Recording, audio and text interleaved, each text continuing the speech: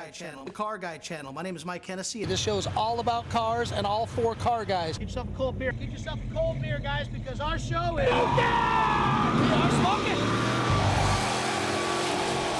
smoking! I'm Mike Hennessy, and you're watching the Car Guy channel. I have an auto repair shop. I've been in the business for over 30 years. You name it, we got it, we built it, we've done it, we do it.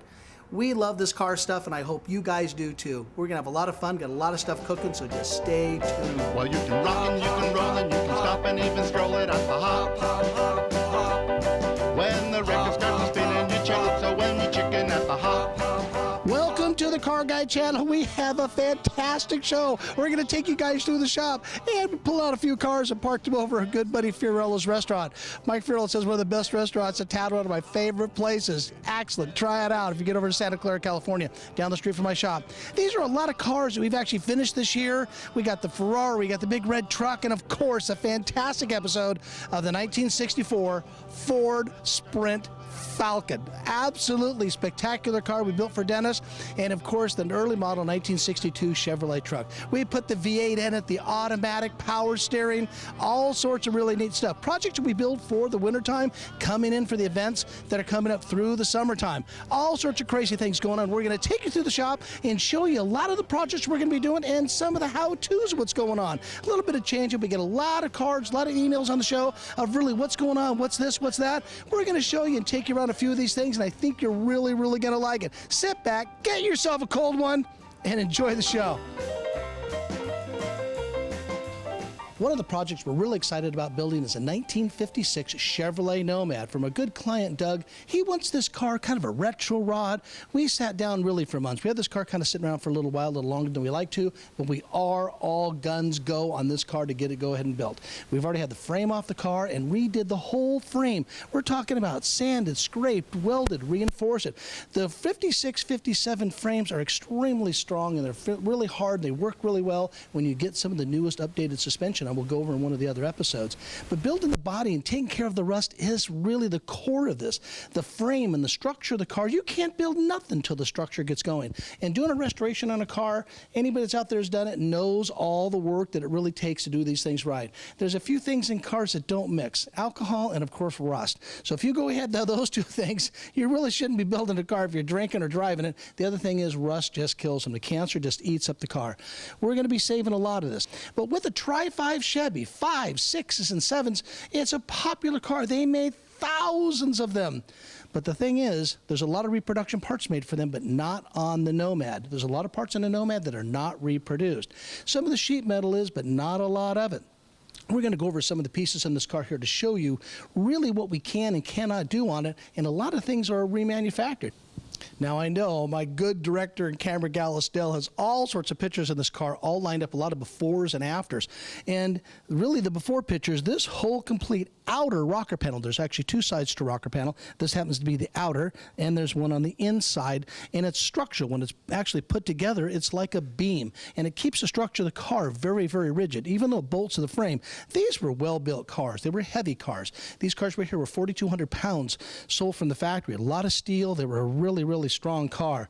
But to replace these were available. Now these right here were custom ordered and custom done through a company called Danchuk, which we use quite a bit for this particular car. Other companies have their type of parts. We did get some rocker panels in from company XYZ, and I wouldn't use them for nothing. These right here were the best. Danchuk really came up with a really good plan for us. They had to be custom ordered, and this right here goes all the way along the whole piece. We did not piece nothing in. We sold exactly the full length of the outer rocker panel. The outer rocker panel has a little tab right here that you're going to see that actually bolts on to the front fender. The fender bolts onto here. Now, if Estelle shows you the picture of this whole complete area completely eaten away, you can see where the craftsmanship that comes in on parts that are not available. There's no corner piece. There's no firewall side cowling sheet metal that is made for this car. Now that's why doing restoration, you do have to be skilled. There's a lot of things to do. It takes a little bit of time, and I'm going to reverse that. It takes a lot of time, and to do it, to make it look like this, guys, always recommend use brand new fresh sheet metal, grind it up, make your welds clean, and these are just coming out absolutely beautiful. This whole complete channel will be just great. This operates a lower door hinge, so you want this particular part really strong, and I mean strong as it gets. We're going to put the this thing up in the air a little higher in a minute, show you all the way down. But this whole complete outer rocker panel all the way back to the car. Now, the rocker panel on the outside stops right about where the door jamb is, right about here. And then the rest of it is actually the fender. So the outside of this part called the outer rocker panel, it's built into the fender itself. So this is one piece, this is another piece, and where the factory attaches it is like right on here. Way to go, looks great. Now, we showed you the outside rocker panel that actually goes to the outside of the car. This right here is the inside rocker panel. And to give you some sort of an idea on the length of it, it starts all the way to where the front of the cowling is and the firewall. It goes all the way down, and here's where the other one stops, right about here for the outside rocker. This here goes all the way down to the very end. The neat thing is they do reproduce this piece, and you got to be real careful on the places where you buy them. You know, there's some good and they're bad and whatnot, but I felt very comfortable with this right here, because this right here is called pretty much the Concourse, the show style, the ones that are actually correct. They're actually from the stamping, so it's a correct GM stamping. This right here will be all clamped together here, and if you can kind of get in, I know we're going to zoom in there a little bit, see these little screws. This right here is how most of us go ahead and assemble these. Some guys use rivets, some sorts, all different ways of attaching them, but we use the self-drilling screws because it's a little quicker, and we can go ahead and screw this. This right here is the lower floor brace. This right here is going to go, we screw this to there, and then we'll be welding this all the way around, all the way on this side, take the screws out, and then we'll weld up the holes all the way around, give it a nice factory look for the spot welds. And we'll do that all the way around.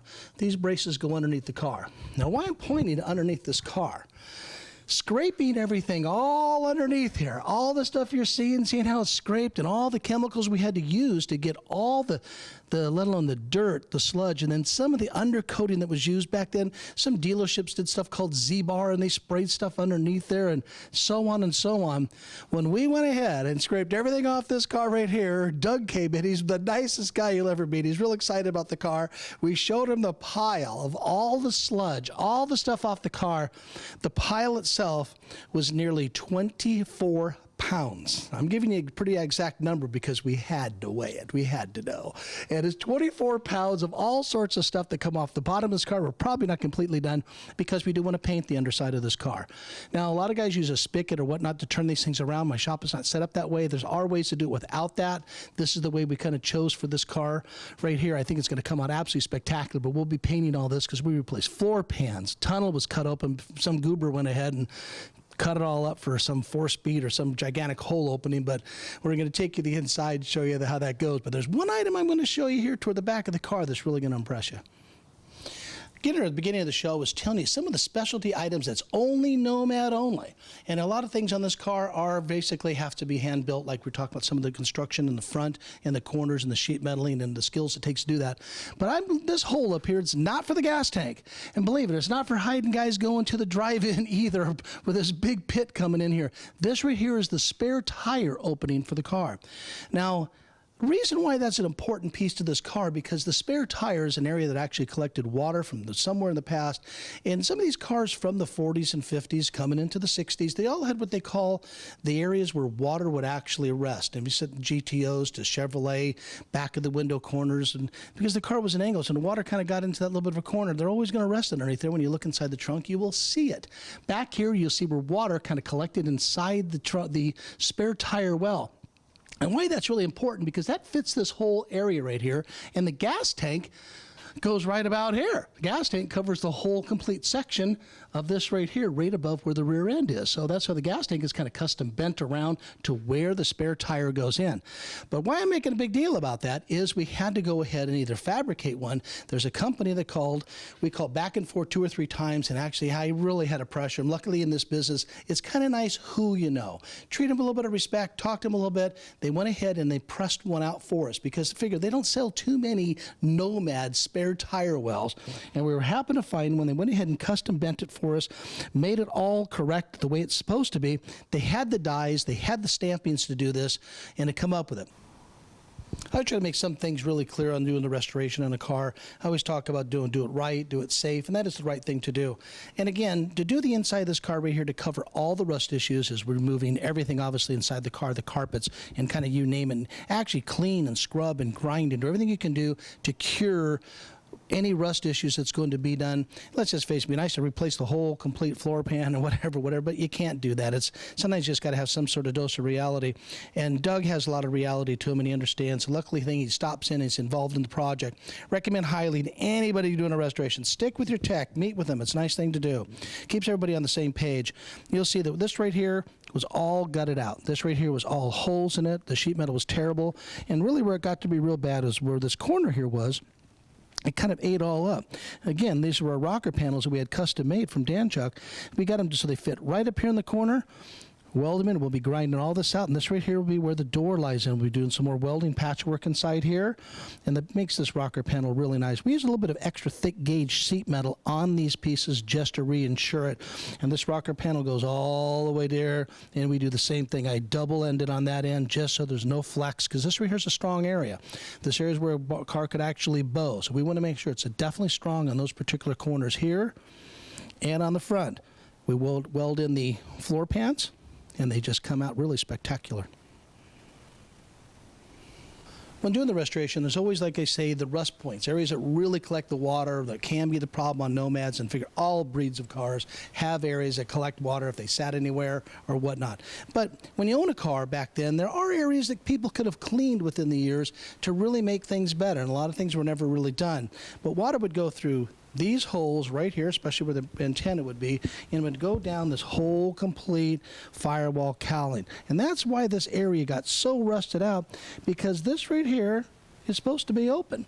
So if there's leaves that get in there and this gear gets clogged up, it's going to be just like the old sewer at the house. Thing clogs up. Say back at the outhouse, things are piling up. This right here, water piled up, stayed in there, leaves got in there, and it just went ahead and rusted out. We clean these holes out on the inside, we blow them through, and I want this thing all completely cleaned all the way up in here. We're going to be pouring a resin inside here just to seal it, to make sure everything's really nice and tidy, and that's what you got to do to take care of it, and that's why this car got rust. Now, if you notice the driver's side of the car does have some rust in it, we're going to be cutting this back. We need to leave this here for the length, get the right length for this. We'll be cutting this piece here out and refabricating a new piece. But if you notice, this side is nowhere near bad as the passenger side because there's no antenna on this side, so water was not able to go ahead and kind of build a little swimming pool in there. But they still had some leaves in there, still dirty. So find areas on your car that could cause this type of stuff, clean them out, and that'll be a good thing. We're going to take care of this, obviously, before we paint it. This area right here, you're catching it on the film before we go ahead and do any of the work. We did some grinding to see really about how far we need to go. Now this doesn't remove, obviously this is the rear pillar that attaches to the rear fender. And this is where the rubber of course goes in here, but when we go ahead and have to find a way to repair this, now this is one of those items that they do not have. They do sell one for a sedan, they do sell one for another model car, but they don't make one for Nomad. So this is one of our challenging pieces that we will have to make with some of our tools. That's where craftsmen comes involved. We'll show you some pictures as this project's going along, how to repair this piece right here. Wish they made one, and I'll tell you, it would save myself a lot of time and my good buddy Doug a little bit of money. But we're going to go ahead and get this thing taken care of, but just showing you some of the challenges that we have to deal with. Now, we get to start some of the outside grinding on it. We're going to find some rust issues. And, of course, rust issues, sometimes you can see them ahead of time before they're on the car. Person that did the repair in this car here, figure years back, way before Doug bought it, they painted over things, and there was no doubt. We all saw it. No one's mad. No one's going to jump ship of it. But you can see this right here starting to bubble in here. This right here is because there's rust. And here's one of those areas that rust and water actually seems to settle and pool up, is the drip rail moldings, just like the gutters of your house. Now, I've seen people remove drip rail molding so the water will just run right off. This car, we're going to do our best to go ahead and salvage everything we possibly can on it, but we'll be doing a rust repair obviously in these areas. Doing some rust repair and some reinforcing on the car. Now remember, we're going to do this car here as a retro rod. We're going to make the car have the really look of a 1956 Nomad, but we are going to be putting special wheels on it. We're going to be putting special engine, transmission, air conditioning, power steering, power brakes. So Doug's wife would like to ride with him in the car. A great gal, talked to her on the phone. She's kind of excited about seeing the project getting done. And of course I told her we're going to assure it that's going to be safe and it's going to have everything Doug really wants in it. And that's pretty neat to get that call. I like it when the wives get involved. But we went ahead and structured this corner here with the sheet metal, the heavy-duty stuff, and of course there was a couple rust pieces. We did repair them, did put this in, and this will be all painted and carpeted in the back of the car where the spare tire goes in. Now, being a retro rod, there's only a few rules, like I say in the show all the time. One of the main rules, make the car safe, and that's #1 rule with me. And then you want to make it look cool and your own ideas. So we have Doug go through catalogs of books, exchanging emails, just like we did with Dennis on the Ranchero. And when you get involved, your head's got to get into the project, just like getting into a 56 Nomad. There's a lot to it, pretty neat stuff. You're going to see this car as it's going along, and let's show you one of the next projects we got cooking. When we go ahead and do a restoration on the car, we try to finish the frame stuff first. Get all the frame taken care of, all welded up, like we talked about, and get the suspension on and come up with. We went ahead and narrowed the back end. We'll show you quite a bit how to do that on one of the episodes of bringing the leaf springs in so we can get some wider tires on the back of that Nomad. So we go ahead and we finish the frame, paint it all, and store it up here. So now that body and that rust is taken care of and painted. That gets lifted in the air. This rolls underneath, and we go on to the next job.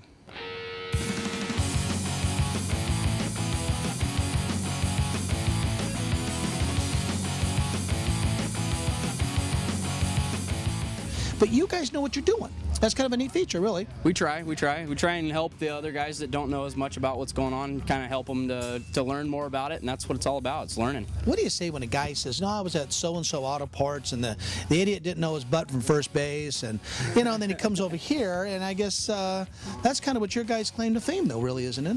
Somewhat, yeah. We, they just haven't worked here, so they don't know. Well, you guys are finally tapping into the speed market. They're tapping into the custom market, right? Yeah. Like all the stuff you guys, you got gauges, you got stuff, you're tapped. I know it's a little bit of everything, electric water pumps. So since you're kind of in the hot rod theme, so I noticed you're handling some flathead stuff. Yeah, we got a few little things. We got some heads, we got an intake. How did you talk them into flathead stuff? Well, it's been tough. It's been about 8 years coming, so. So I had a feeling that you had a little something to do with the flathead stuff.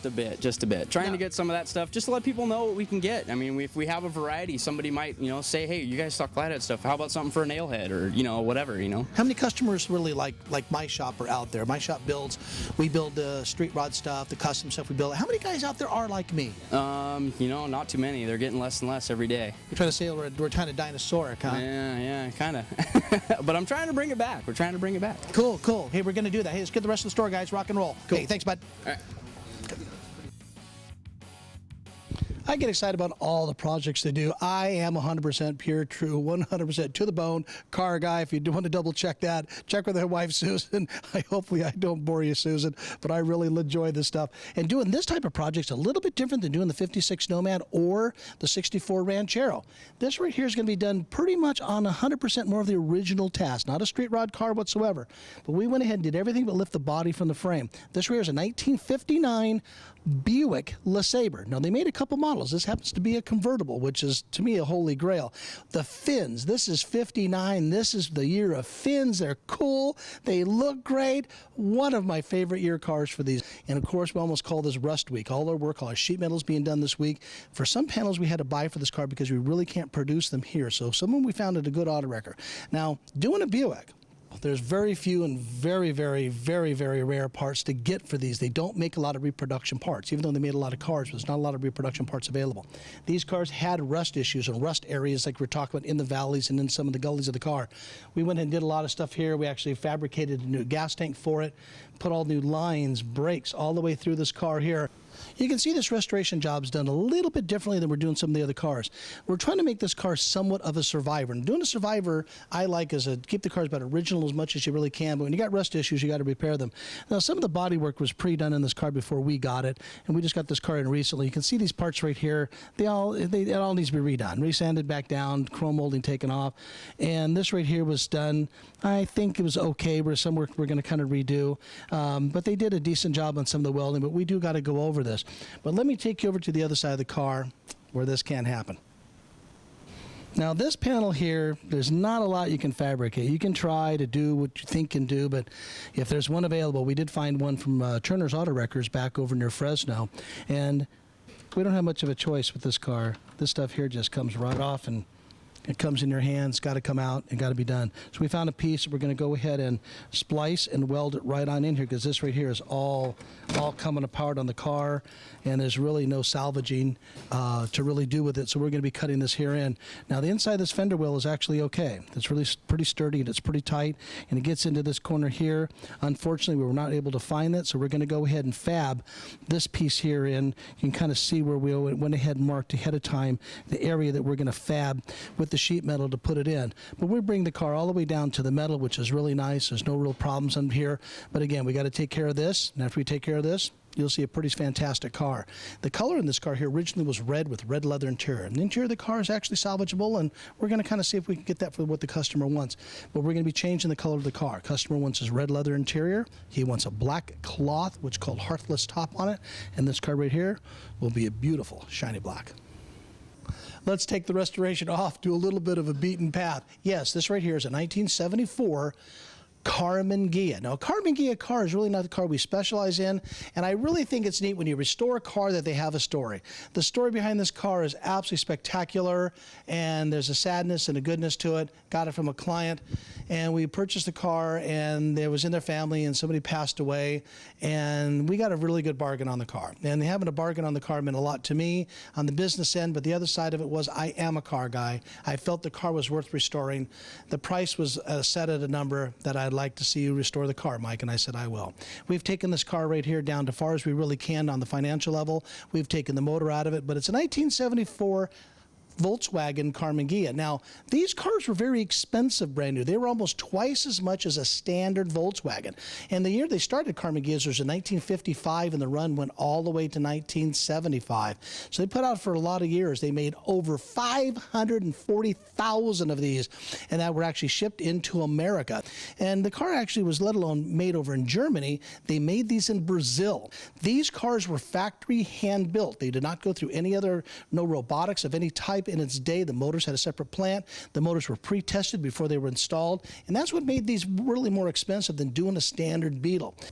You know, I wouldn't say this would be a beginner project for a father and son, or a guy that says, you know, hey, I want to take on a car that I'd like to go ahead and restore. I do always recommend, if it's going to be a guy for his first kind of restoration and he has a car in mind, pick a car that parts are available for you to make your job go a lot smoother. And again, some parts are kind of better than other parts, but you'll learn that as the restoration world goes on. My techs all come up and say they don't want a part from a certain area. I kind of agree with them, so we try to order the better if we can. But you're going to be able to see the engine compartment in this car. We did take the engine out of it, and it had some oil leaks, but the car was originally rebuilt at that one time, but had some oil leaks from just sitting. But we did put a brand new carburetor on it, new coil, gas filter, and did a lot of cleanup in here. This particular hose was available. This car here will clean up and detail out really nice. And I really say this on the show a lot, and I mean it from the bottom of my heart. Attention to detail means a lot. And here's the air cleaner. We went ahead and bead blasted it, stripped it down, painted it the correct black. We have covers over these pieces here that we kind of think makes a pretty big difference if people are working on the car and all the stuff. Now, this is an add-on oil filter. My tech and myself talked about this quite a bit. This is, having an oil filter is really a good thing to do at almost any motor that has oil. And there's some issues, either pros or cons. We'll check them out, but we're going to decide if we'll take this off at a later date. We'll see how it runs and dries. We had it out of the car, and when we had the car painted, everything was off. We put all brand new taillight lenses, new rubbers. The bumpers were all replated, new exhaust on the back of it. I'm telling you, this is really going to be a really good car for someone that's going to buy this from us and enjoy it. All the emblems are new. I'm telling you, it gets you pretty excited about something unique. And being a car guy, respect all the cars out there. This is one of the cars I kind of respect. But any car you get in that's been sitting for quite a few years, like this car was actually sitting, we call it a barn find, kind of sitting for quite a while. Gas tank got annihilated on it. And this right here is the gas opening on the outside of the car. Tube goes in here and the gas tank. Now, fortunately, the gas tank for this car here was available. We went ahead and called the supplier for Karmann Ghia parts. You can Google it and get anything you really want. We found a gas tank out there. This thing here had water in it. The tank was rusty and it just wasn't good. Things that said are your two biggest things, gas tanks and, of course, the brake system. And fortunately, the brake system in this car here was very, very simple to do because we were able to pick up our phone from our local parts buys. The guys over at Winchester Auto Parts said, hey, guys, ship us on over 4-wheel cylinders and a master cylinder, brake hoses all the way around. He calls me back with a price.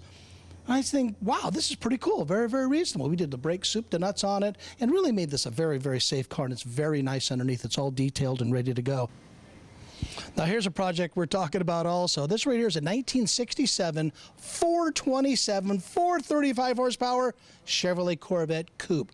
These were so popular back in the 60s, just as they are even more today. These right here fetch a huge dollar. They're probably one of the biggest money generator cars out of most cars that are actually factory built.